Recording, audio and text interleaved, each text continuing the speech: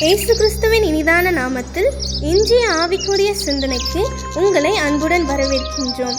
இப்போதும் ஒரு பாடலுக்கு பின்பு உங்கள் சிந்தையை தெளிவிக்கும் ஆவிக்குரிய செய்தியை கேட்கலாம். அல்லேலூயா, கர்த்தரையே ஏகமாய் துதியுங்கள். அவர் நடத்தும் செயல்களெல்லாம் பார்த்தோரை துதியுங்கள். வல்லமையாய் கிரியை செய்யும் வல்லோரை துதியுங்கள். எல்லோரையும் ஏற்றுக்கொள்ளும் இயேசுவை துதியுங்கள். ராஜாதிராஜனாம் இயேசுராஜன் பூமியில் ஆட்சி செய்வார். அல்லேலூயா, அல்லேலூயா, தேவனை துதியுங்கள். ஆண்டவர் இரட்சகராக இயேசுவின் இனிதான நாமத்தினால் உங்களை வாழ்த்துகிறேன். இந்த நாளுடைய ஆவிக்குரிய சிந்தனைக்காக மத்தேயு 13 அதிகாரம் 55 வசனத்தை நான் வாசிக்கிறேன். இவன் தச்சனுடைய குமாரன் அல்லவா? இவன் தாய் மரியாள் என்பவள் அல்லவா? யாக்கோபு, யோசே, சீமோன், யூதா என்பவர்கள் இவனுக்கு சகோதரர்கள் அல்லவா? இவன் சகோதரிகள் எல்லாம் நம்மிடத்தில் இருக்கிறார்கள் அல்லவா? இப்படி இருக்க இதெல்லாம் இவனுக்கு எப்படி வந்தது என்று சொல்லி இயேசுவின் நிமித்தம் அவர்கள் இடரல் அடைகிறார்கள். பாருங்கள், இந்த இடத்தை வாசிக்கும் பொழுது இயேசு இந்த உலகத்திலே வரும்பொழுது மாம்சமும் இரத்தம் உடைய நம்மை போல வந்தார்.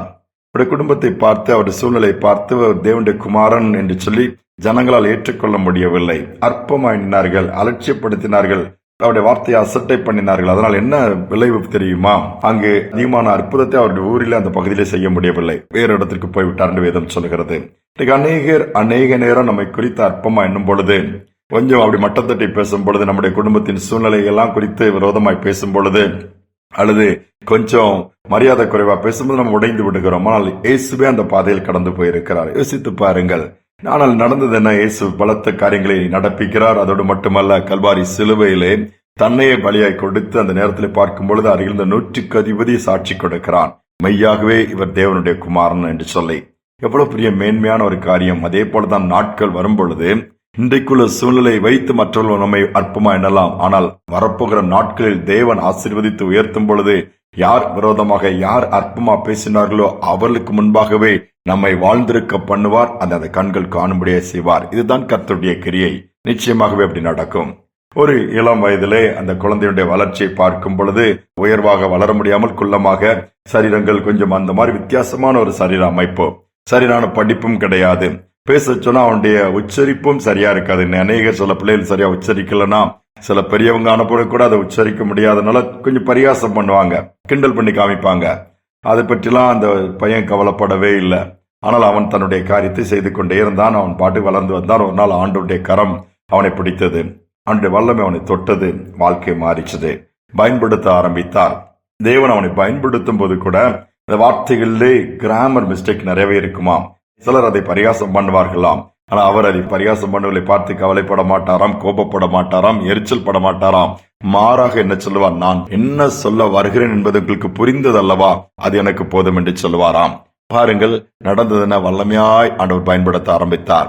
ஐரோப்பாவை ஒரு கையிலும் அமெரிக்காவை மற்றொரு கையிலும் வைத்து அசைத்தவர் என்று அவருக்கு பேர் வந்தது. அவர்தான் D.L. மோடி. யோசித்து பாருங்க. அவருடைய ஆரம்பம் அற்பமாகத்தான் எண்ணப்பட்டது. அவருடைய வார்த்தைகள் எல்லாம் அசட்டை பண்ணவர் மாதிரி மற்றவர்கள் பரிகாசம் பண்ணுகிற விதத்தில் தான் இருந்தது. ஆனால் அங்கு ஆண்டவருடைய வல்லமை இருந்தது, ஆண்டவருடைய கிரியைகள் நடந்தது. அசைச்சாரு. திரளான லட்சக்கணக்கான ஜனங்களுக்குள்ளே ஒரு அசைவை கொண்டு வந்து, எழுப்புதலை கொண்டு வந்த தேவ மனிதன் வாழ்ந்து காண்பித்துட்டு போயிருக்கிறார்.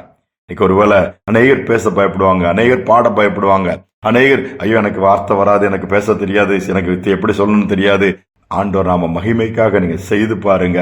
மற்றவர்கள் அதை குறித்து அசட்டை பண்ணலாம், அற்பமாக எண்ணலாம். ஆனால் உங்கள் வார்த்தையில உண்மையாகவே ஆண்டவர் உங்களோடு கூட இருந்து நீங்கள் காரியங்களை நடப்பிப்பீர்கள் என்று சொன்னால், உங்கள் செயல்களில, உங்களுடைய கிரியைகள்ல, ஏன் நீங்கள் ஒரு பாடல் பாடும் பொழுது கூட தேவனுடைய பிரசன்னம் அதில் இருக்கும், தேவனுடைய வல்லமை அதில் இருக்கும், அற்புதங்கள் நடக்கும். பயன்படுத்த முடியும். தாழ்த்தி ஆண்டவருக்கு ஒப்பு கொடுப்போமா? எங்கள் அன்பின் பரலோக தகப்பனே, இந்த புதிய நாளில் உடைய சமூகத்தில் தாழ்த்தி வந்து நிற்கிறோம். அநேக நேரம் மற்றவர்கள் சொல்லுகிற அற்பமா என்கிற காரியங்கள் எங்களை உடைத்து விடுகிறது. இப்படிலாம் பேசுறாங்களே, இப்படிலாம் செய்யறாங்களேன்னு சொல்லி அநேகர் புலம்பிக் கொண்டு அப்படியே முடங்கி விடுகிறார்கள். தங்களுக்குரிய தாளந்துகளை புதைத்து வைத்து விடுகிறார்கள். ஆண்டவர், நீர் நடத்துகிறவர், நீர் உயர்த்துகிறவர், கூட இருந்து பெரிய காரியங்களை செய்கிறவர் என்கிற நம்பிக்கை இழந்து விடுகிறார்கள். இப்படிப்பட்ட சூழ்நிலை கடந்து போற பிள்ளைகளை, குடும்பங்கள் இந்த நாள் நினைவு கூறுங்கப்பா. அந்த சூழ்நிலையை மாற்ற உம்மால் முடியும். சர்வ வல்லமையுள்ள தேவனப்பா. ஒருவேளை தரித்திரத்திலே போகலாம், கடன் பிரச்சனையில் இருக்கலாம், வேலை இழந்திருக்கலாம், அல்லது குடும்பத்திலே வாழ்க்கையிலே எதிர்பாராத சம்பவங்கள் நடந்திருக்கலாம், அவமானத்தின் நிந்தையிலே போகலாம். இன்னைக்கு ஊர்ல யாருமே எங்க குடும்பத்தை குறித்து சொல்லுகிற அளவுக்கு அந்த அளவு ஒரு ஸ்டேட்டஸ் இல்லைன்னு சொல்லி அப்படியே ஒதுங்கி போயிருக்கலாம். அந்த பிள்ளைகள் இன்னைக்கு கண்ணோக்கி பார்த்து, வீடு கட்டுகிறவர்களால் ஆகாதென்று தூக்கி எறியப்பட்ட கல்லை மூளைக்கு தலைக்கல்லாய் மாற்றினேரப்பா. இது கர்த்தராலே ஆயிற்று. கண்களுக்கு இது ஆச்சரியமாக இருந்தது சொன்ன வார்த்தையின்படி இந்த நாளிலே இதை கேட்டுக்கொண்டிருக்கிற ஒவ்வொரு பிள்ளைகளுக்கு அப்படிப்பட்ட கிருபை உண்டாகட்டும். எந்த இடத்துல வெட்கப்பட நேர்ந்ததோ, எந்த இடத்துல தலை குனிய நேர்ந்ததோ, எந்த இடத்துல அவமானப்பட நேர்ந்ததோ, அந்த இடங்களிலே நிமிர்ந்து நிற்க பண்ணுவீராக. வாக்கியத்தை கொடுப்பதற்காக ஸ்தோத்திரம். நீர் எடுத்து பயன்படுத்துங்க. எப்படிப்பட்ட நபராக நான் நீர் பயன்படுத்த முடியும் அப்பா. மோசேயின் தேவன் நீர் எங்களுடைய தேவன். தாழ்த்தி ஒப்புக் கொடுக்கிறோம். துதிகனமே ஏற்றுக்கொள்ளும். இயேசுவின் நாமத்தில் பிதாவே, ஆமேன், ஆமேன். எதை குறித்து கவலைப்படாதீர்கள். மற்றவர்களை அற்பமா என்னலாம், உங்களுக்கு பேச தெரியாதுன்னு சொல்லலாம், உங்களுக்கு ஒண்ணுமே தெரியலன்னு கூட சொல்லலாம். இயேசுவை தெரிந்திருந்தால் போதும், இயேசுவை அறிந்திருந்தால் போதும், இயேசுவனுடைய வாழ்க்கையில அனுமதித்தால் போதும். அவர் நடத்தும் பொழுது அதிசயங்கள் நடக்கும். ஆச்சரியப்படுகிற விதத்துல கர்த்தர் அவர்களுக்கு முன்பாக உங்களை உயர்த்துவார். இந்த சிந்தனையோடு இந்த நாளை தொடருவோம். மீண்டுமாய் நாளை தினம் சந்திப்போம். அற்பமான வாழ்வு அற்புதமாய் மாற அனைத்தையும் தந்தே ஆட்கொள்ளும் தேவா. அற்பமான வாழ்வு அற்புதமாய் மாற அனைத்தையும் தந்தே ஆட்கொள்ளும் தேவா. நான் சிறுகவும் நீர் பெருகவும், நான் சிறுகவும் நீர் பெருகவும், தீபத்தின் தீரியாய் எடுத்தாட்கொள்ளும் கல்வாரி ஸ்நேகம்